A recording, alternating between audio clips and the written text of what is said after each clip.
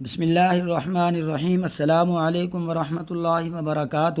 اللہ اپنی اسکیم میں مداخلت پسند نہیں کرتا، وہ اپنے ٹارگٹ تک بڑے لطیف اور غیر محسوس طریقے سے پہنچتا ہے۔ یوسف کو بادشاہی کا خواب دکھایا، باپ کو بھی پتہ چل گیا ایک موجودہ نبی ہے تو دوسرا مستقبل کا نبی ہے، مگر دونوں کو ہوا نہیں لگنے دی کہ یہ کیسے ہوگا۔ خواب خوشی کا تھا مگر چکا غم کا چلا دیا۔ یوسف 2 کلومیٹر دور کنویں میں پڑا ہے، خوشبو نہیں آنے دی، اگر خوشبو آئے گی تو باب ہے، رہ نہیں سکے گا، جا کر نکلوا لے گا، جبکہ بادشاہی کے لیے سفر اسی کنویں سے لکھا گیا تھا۔ سمجھا دوں گا تو بھی اخلاقی طور پہ بہت برا لگتا ہے کہ ایک باپ اپنے بیٹے کو بادشاہ بنانے کے لیے اسی کنویں میں ڈال کر درخت کے پیچھے سے جھانک جھانک کر دیکھ رہا ہے کہ قافلے والوں نے اٹھایا ہے یا نہیں، لہذا سارا انتظام اپنے ہاتھ میں رکھا ہے۔ اگر یوسف کے بھائیوں کو پتا ہوتا کہ اس کنویں میں گرنا بادشاہ بننا ہے اور وہ یوسف کی مخالفت کر کے اصل میں اسے بادشاہ بنانے میں اللہ کی طرف سے استعمال ہو رہے ہیں تو وہ ایک دوسرے کی منتیں کرتے کہ مجھے دھکا دے دو۔ یوسف عزیز کے گھر گئے تو نعمتوں بھرے ماحول سے اٹھا کر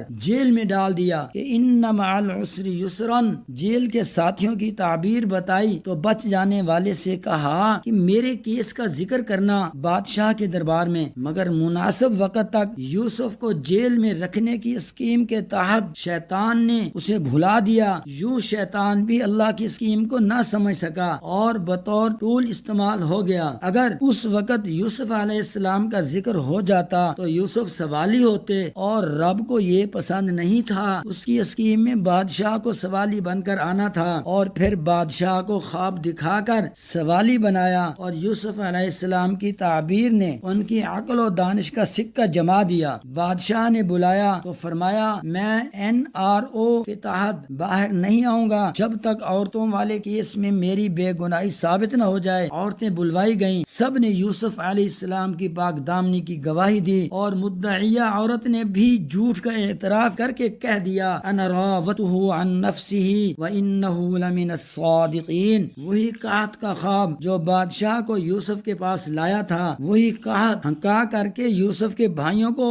بھی ان کے دربار میں لے آیا اور دکھا دیا کہ یہ وہ بے بس معصوم بچہ ہے جسے تمہارے حسد نے بادشاہ بنا دیا۔ فرمایا پہلے بھی تم میرا کرتا لے کر گئے تھے جس نے میرے باپ کی بینائی کھا لی، کیونکہ وہ اسی کرتے کو سونگ سونگ کر گریا کرتے کرتے جس نے میرے باپ کی بینائی کھا لی کیونکہ وہ اسی کرتے کو سونگ سونگ کر گریا کرتے تھے۔ فرمایا اب یہ کرتا لے جاؤ، یہ وہ کھوئی ہوئی بینائی واپس لے آئے گا۔ اب یوسف نہیں، یوسف کا کرتا مصر سے چلا ہے تو کنعان کے صحرا مہک اٹھے ہیں، یعقوب چیخ پڑے ہیں انی لاجد ریح یوسف لولا ان تفندون۔ تم مجھے سیٹھیا یا ہوا نہ کہو تو ایک بات کہوں، مجھے یوسف کی خوشبو آ رہی ہے۔ سبحان اللہ، جب رب نہیں چاہتا تھا تو 2 کلومیٹر دور کے کنویں سے خبر نہیں آنے دی، جب سوئچ آن کیا ہے تو مصر سے کنعان تک خوشبو سفر کر گئی ہے۔ واللہ